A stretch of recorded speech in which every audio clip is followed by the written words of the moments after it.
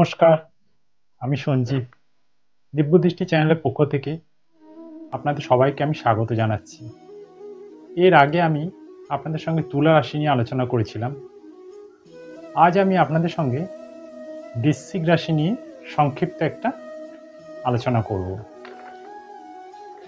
রাশিচক্রের অষ্টম রাশি এই বৃশ্চিক রাশি। এই বৃশ্চিক রাশির মান 210 ডিগ্রি থেকে 240 ডিগ্রি পর্যন্ত এটা কালপুরুষ চক্রে বিস্তৃত থাকে। এই রাশির অধিপতি গ্রহ হচ্ছে মঙ্গল। এরা স্থির গুণ সম্পন্ন ও জলতত্ত্বের জাতক জাতিকা হয়ে থাকে, অর্থাৎ যারা বৃশ্চিক রাশি বা লগ্নের জাতক জাতিকা থাকে।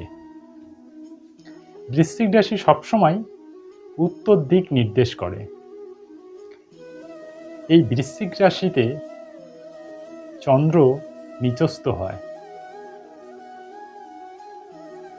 বৃশ্চিক রাশির মানুষেরা যেটা ব্যবহার বা প্রয়োগ করে সমাজের ওপর, সেটার ওপর নিজের কন্ট্রোল থাকে না। এরা সবসময় ব্যাকবাইটার হয়।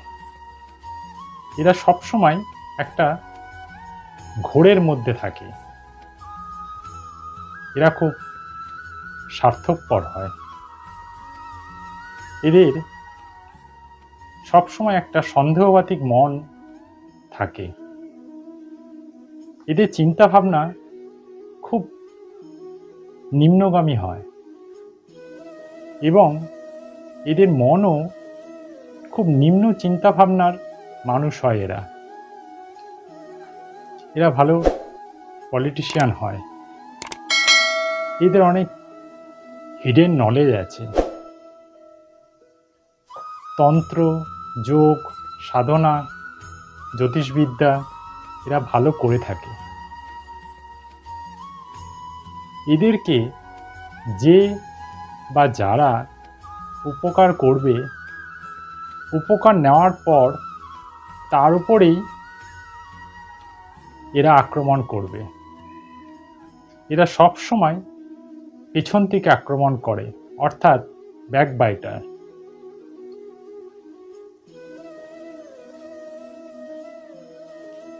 এরা কেনা বেচার কাজে এদের খুব দক্ষতা থাকে।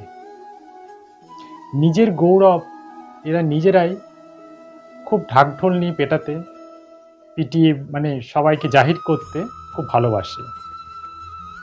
এরা খুব সাহসী হয়।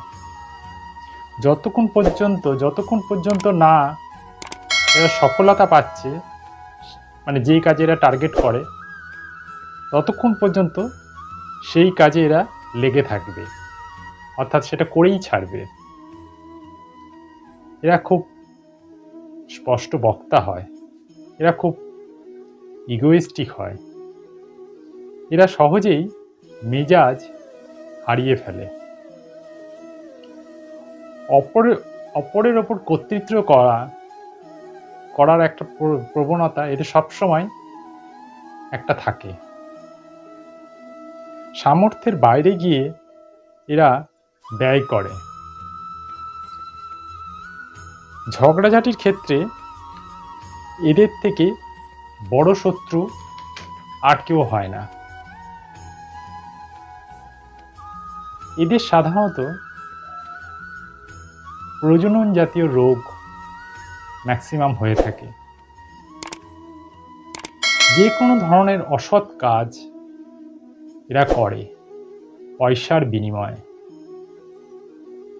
এরা রসায়ন, ভেষজ, প্রযুক্তি, বীমা, তন্ত্র, মন্ত্র, ব্ল্যাক মার্কেটিং, গাড়ি ও যে কোনো ধরনের লোককে ভয় দেখানো, অর্থাৎ ব্ল্যাকমেলিং ইত্যাদি কাজকর্ম এরা করে থাকে। এরা সবসময় পেপারলেস কাজ করতে এরা খুব ভালোবাসে, বা এরা পেপারলেস কাজের সঙ্গে সবসময় এরা নিজেকে জড়িয়ে রাখে। এই হলো বৃশ্চিক রাশির একটা সংক্ষিপ্ত আলোচনা, বৃশ্চিক রাশি মানুষেরা বা জাতক জাতিকারা কীরকম হয় তার সংক্ষিপ্ত আকারে আপনাদের সঙ্গে তুলে ধরলাম। আশা করি আপনাদের যদি এই আমার প্রোগ্রামটা ভালো লাগে তাহলে আমার এই অনুষ্ঠানটা সবাইকে আপনাদের নিকটবর্তী সবাইকে শেয়ার করবেন। আর আমার ইউটিউব চ্যানেলটাকে প্লিজ সাবস্ক্রাইব করে দেবেন। আর আপনারা যারা আমার ফেসবুক চ্যানেলে এই অনুষ্ঠানটা দেখছেন তারা ফেসবুক চ্যানেলের পেজটাকে প্লিজ লাইক করে দেবেন। এটুকুই আপনাদের থেকে আশা, প্রত্যাশা। আবার পরের নেক্সট ভিডিও নিয়ে আসছি, শীঘ্রই নিয়ে আসছি। আবার পরে একটা রাশি নিয়ে আপনাদের সঙ্গে আলোচনা করব। আপনারা সবাই এর মধ্যে সুস্থ এবং ভালো থাকবেন এই ঈশ্বরের কাছে প্রার্থনা করি।